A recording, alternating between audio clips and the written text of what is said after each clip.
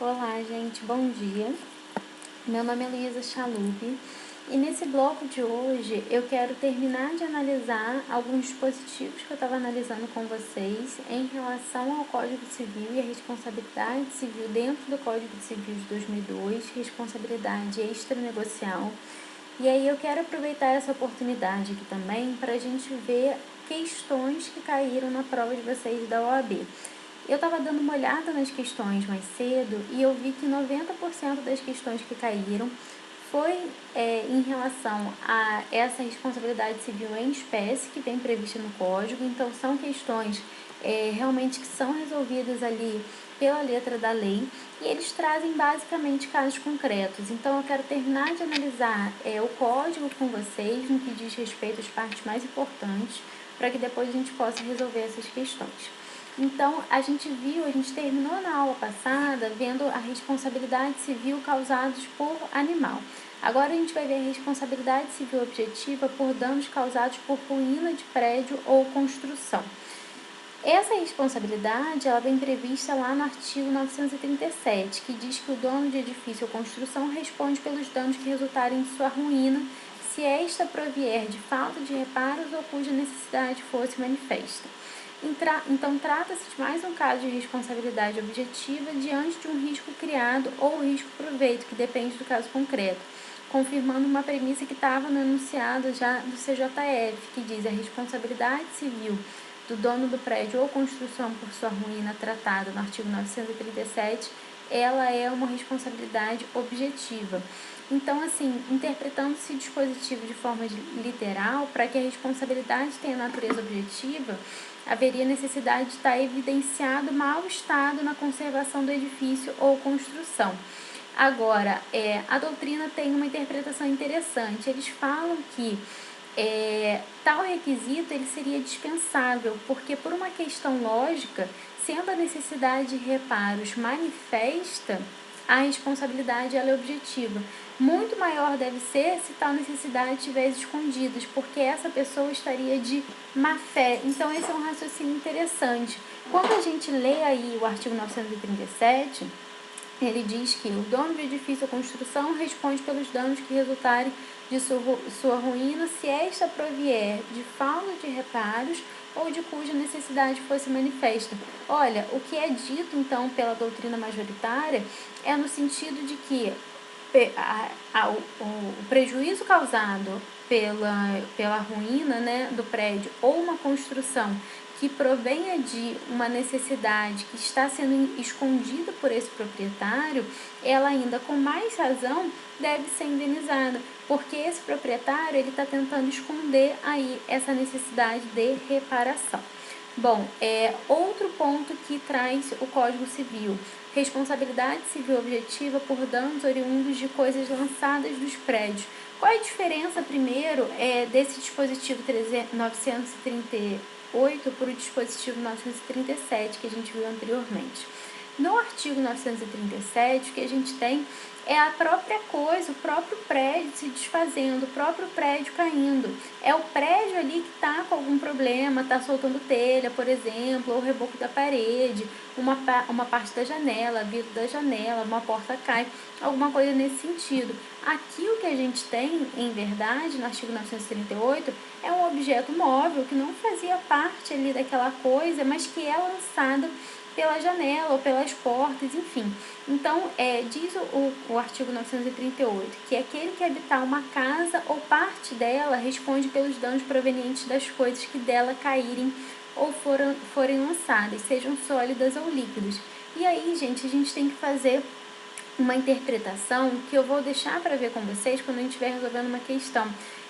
Em relação a esse termo que ele usa aqui, olha, que o Código Civil usa, aquele que habitar uma casa ou parte dela, a gente vai dar uma analisada nesse dispositivo. Mas concluindo aqui o raciocínio que a gente já começou, disse que, de acordo com o artigo 938, segue-se a corrente doutrinária que entende que não importa que o objeto seja líquido ou sólido, que tenha caído acidentalmente, pois ninguém pode colocar em risco a segurança alheia, o que denota a responsabilidade objetiva do ocupante diante de um risco criado. Então, não interessa se caiu um vaso de planta na cabeça de uma pessoa ou se caiu, por exemplo, só a água que estava dentro de um copo. Gente, por fim, eu queria trabalhar aqui com vocês, antes da gente começar a analisar as questões, o que diz respeito à responsabilidade civil objetiva no contrato de transporte. O contrato de transporte ele tem um tratamento especial aqui no Código Civil de 2002, porque ele passa a ser um contrato típico dentro do Código. Ele tinha antes disso um decreto que regulamentava, mas um decreto muito antigo, de 1912, é o decreto 2681 de 1912. E aí esse decreto previa a responsabilidade das empresas de estrada de ferro e por analogia também era aplicado as outras formas de transporte terrestre. Então, estão revogados os dispositivos do Código Comercial que falam desse assunto e a responsabilidade civil, no que diz respeito aos contratos de transporte, ela passa a ser vista como uma responsabilidade civil objetiva por expressa previsão do Código Civil. Tudo bem? Então, vamos aqui analisar algumas questões que eu considero importantes. Primeiro, para mostrar para vocês como esses temas foram cobrados em prova. Segundo, que tem alguns pontos aqui que são relevantes que a gente aprofunde. Primeira questão. Marcos caminhava na rua em frente ao edifício Roma, quando da janela de um dos apartamentos da frente do edifício caiu uma torradeira elétrica que o atingiu quando passava. Marcos sofreu fratura no braço direito, que foi diretamente atingido pelo objeto, e permaneceu 6 semanas com o membro imobilizado, impossibilitado de trabalhar até se recuperar plenamente do acidente. E aí vem o questionamento. À luz do caso narrado, assinale a afirmativa correta. A afirmativa correta, gente, era logo a letra A, que diz que o condomínio do edifício Roma poderá vir a ser responsabilizado pelos danos causados a Marcos com base na teoria da causalidade alternativa. É essa teoria que eu queria trabalhar com vocês. Gente, que teoria é essa? Coloquei aqui essa teoria. Quem explica, quem fala muito bem de responsabilidade civil é o Sérgio Cavalieri Filho. Ele é um autor carioca e ele escreve muito bem sobre esse tema. O livro dele é ótimo, super elucidativo, ele traz várias questões importantes. E aí ele explica da seguinte forma: ele diz que a teoria da causalidade alternativa prevê a responsabilização solidária por objetos caídos ou jogados de um prédio, pela qual todos os autores possíveis, quem poderia ter jogado, isso é, os que se encontravam no grupo, serão considerados de forma solidária responsáveis pelo evento, em face da ofensa perpetrada à vítima por um ou mais deles, ignorando o verdadeiro autor ou autores. Então, gente, nesse caso aqui proposto por essa questão que eu acabei de mostrar para vocês, qual seria o melhor dos casos? O melhor dos casos seria que a gente conseguisse identificar exatamente qual dos apartamentos que fez com que esse vaso, a torradeira elétrica, caísse em cima de Marcos. Agora, em não sendo possível, a gente vai aplicar a teoria da causalidade adequada. A gente não sabe quem foi, mas potencialmente a gente sabe que se aquela torradeira elétrica ela caiu daquele prédio, necessariamente foi alguém de algum daqueles apartamentos. Qualquer uma das pessoas daqueles apartamentos é uma pessoa culpada em potencial. Como que vai funcionar isso, gente? A gente aplica aqui, pela teoria do Sérgio Cavalieri, explicada por Sérgio Cavalieri, a responsabilidade solidária, né? Então, todo mundo vai ser responsabilizado. Marcos pode escolher de quem cobrar, de qual daquelas pessoas ele cobrar, e aí depois essas pessoas farão o rateio entre elas. Normalmente, como que funciona?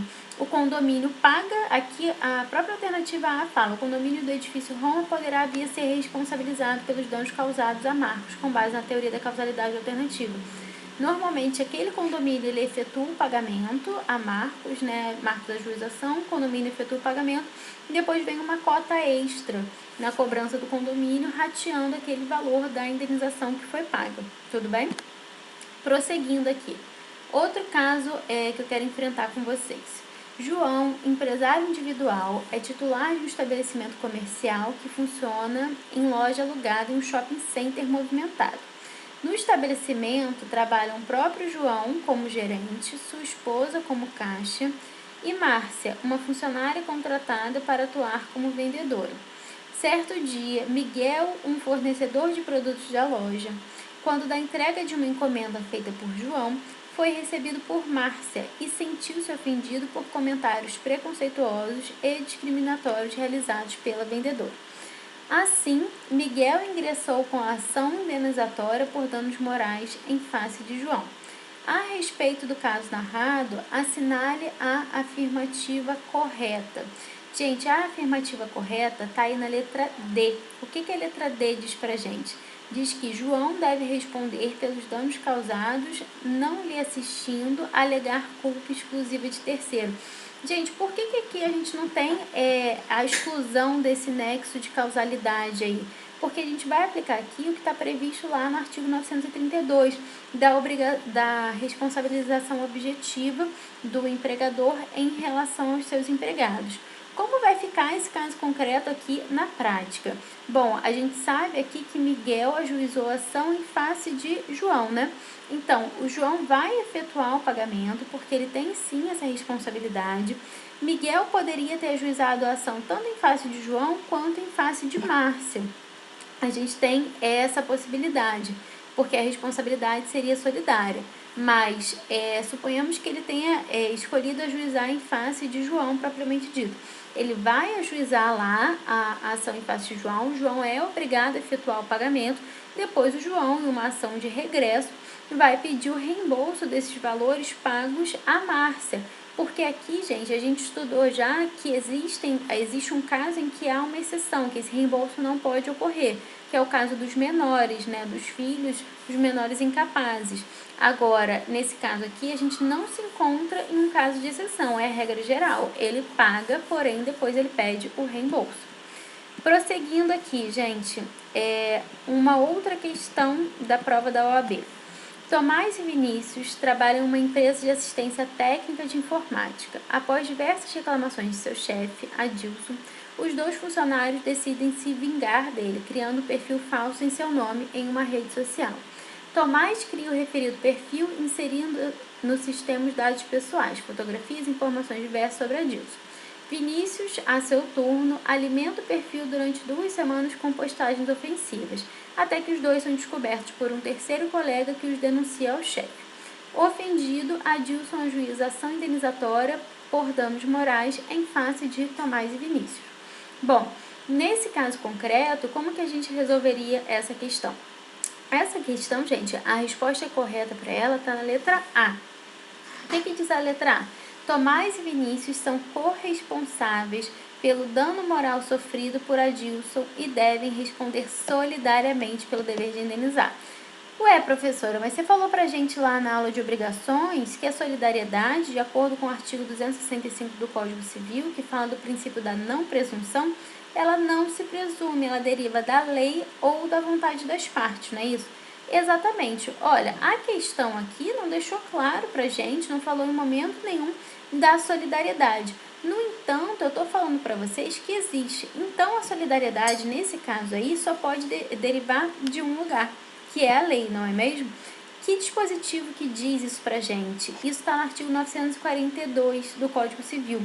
O artigo 942, ele traz pra gente o seguinte, ele fala: os bens do responsável pela ofensa ou violação do direito de outrem ficam sujeitos à reparação do dano causado. E se a ofensa tiver mais de um autor, todos responderão solidariamente pela reparação. Então, é o artigo 942 que justifica essa solidariedade aqui do Tomás e do Vinícius, tudo bem? É importante que vocês saibam disso. Então, quando são duas pessoas responsáveis aí pela causação do dano, a gente vai ter sim a solidariedade. E aí o parágrafo único, são solidariamente responsáveis com os autores, os coautores e as pessoas designadas no artigo 932. Gente, por isso que eu falei para vocês na questão anterior aqui, olha, que João, quando fosse responder pelos atos de Márcia, ele poderia ser demandado para responder, ou Miguel podia ter escolhido responder de Márcia, porque a gente está falando aqui de uma responsabilidade solidária, porque o João, como empregador, ele está contido lá no artigo 932. Então, quando a gente fala do artigo 932, a gente está dizendo que todas aquelas pessoas que estão lá, elas podem ser chamadas a responderem solidariamente junto com os causadores dos danos, tudo bem? Agora, mais uma questão aqui, gente, para a gente encerrar a nossa análise. Tem essa e mais uma questão depois. Bom, Daniel, morador do condomínio Raio de Luz, após consultar a convenção do condomínio e constatar a permissão de animais de estimação, realizou um sonho antigo e adquiriu um cachorro da raça Beagle. Ocorre que um animal muito travesso precisou do serviço de um adestrador, pois estava destruindo móveis e sapatos do dono. Assim, Daniel contratou Kleber, que é um adestrador renomado, para um pacote de 6 meses de sessões. Fim do período de treinamento, Daniel, satisfeito com o resultado, resolve levar o cachorro para se exercitar na área de lazer do condomínio e, encontrando-a vazia, solta a coleira e a guia para que o Beagle possa correr livremente. Minutos depois, a moradora Diana, com 80 anos de idade, chega à área de lazer com seu neto Theo. Ao perceber a presença da octogenária, o cachorro pula em suas pernas, Diana perde o equilíbrio, cai e fratura o fêmur. Diana pretende ser indenizada pelos danos materiais e compensada pelos danos estéticos. Com base no caso narrado, qual seria a opção correta? Gente, a opção correta é a letra B. O que diz a letra B pra gente? A responsabilidade civil valorada pelo critério objetivo e extracontratual de Daniel, havendo obrigação de indenizar e compensar os danos causados. Haja vista a ausência de prova de alguma das causas legais excludentes nexo causal, quais sejam força maior ou culpa exclusiva da vítima. Gente, exatamente isso, né? A gente viu quando a gente começou a ver lá a responsabilidade civil em espécie, que os proprietários, eles são responsáveis pelos danos causados pelos seus animais, a não ser que exista culpa exclusiva da vítima ou força maior, que aí a gente viu até que o Flávio Tartucci, ele coloca também, acrescenta aí a essa possibilidade de exclusão do nexo causal, no caso fortuito. Bom, nesse caso a gente não ficou relatado aí nenhuma possibilidade de exclusão do nexo causal, porque não tinha caso de força maior, caso fortuito ou culpa exclusiva da vítima, e na verdade o proprietário era o responsável. Bom, prosseguindo aqui, temos uma última questão para a gente fechar esse tema. Devido à indicação de luz vermelha do sinal de trânsito, Ricardo parou seu veículo pouco antes da faixa de pedestres. Sandro, que vinha logo atrás de Ricardo, também parou, guardando razoável distância entre eles. Entretanto, Tatiana, que trafegava na mesma faixa de rolamento, mais atrás, distraiu-se ao redigir mensagem no celular enquanto conduzia seu veículo, vindo a colidir com o veículo de Sandro, o qual em seguida atingiu o carro de Ricardo. Qual é a resposta dessa questão? A indagação é: diante disso, à luz das normas que disciplinam a responsabilidade civil, assinale a afirmativa correta. A afirmativa correta, gente, é a letra C. Caberá a Tatiana indenizar os prejuízos causados aos veículos de Sandro e Ricardo. Gente, isso daqui é a aplicação da regra geral de uma responsabilidade civil extranegocial subjetiva. Aqui ela causa um dano, ela não tem nenhuma relação disposta especialmente na lei, então não tem um caso com animal, não tem uma coisa caída de prédio, a gente não está falando de contrato de transporte, nada disso, estava cada um no seu carro aí, então o que a gente tem aqui realmente é uma relação comum. Pelas relações comuns, né, que a gente não tem uma previsão expressa na lei, a gente aplica a regra geral à regra da responsabilidade civil subjetiva, então a gente tem que analisar a culpa. Nesse caso, tem culpa de Tatiana? Sim, porque ela estava distraída ali, mexendo no celular, né? E foi ela que bateu no carro do Sandro, que bateu no carro de Ricardo. Se ela não tivesse batido no carro do Sandro, né, numa relação de causalidade, ele jamais teria batido no carro de Ricardo. Então, o dever de indenizar recai exclusivamente sobre ela, por conta de uma responsabilidade civil extranegocial subjetiva, na qual ficou comprovada aí de forma bem clara a culpa desse agente de indenizar. Tudo bem, gente? Bom, espero que tenha ficado bastante claro para vocês, mas se por acaso tiverem com alguma dúvida, vocês têm meu contato, meu e-mail é profluisachalub@gmail.com. Peço para que vocês se inscrevam aqui nesse canal do YouTube, peço também para que vocês sigam a página do Curso PED lá no Instagram, tudo bem? Qualquer dúvida com relação a esse tema, os outros temas que nós vimos aqui, também fiquem à vontade. Eu deixei os slides bem completos, então tem mais material que não deu tempo da gente falar aqui porque eu preferi aprofundar alguns pontos específicos. Tudo bem, gente? Qualquer dúvida, entre em contato. Muito obrigada.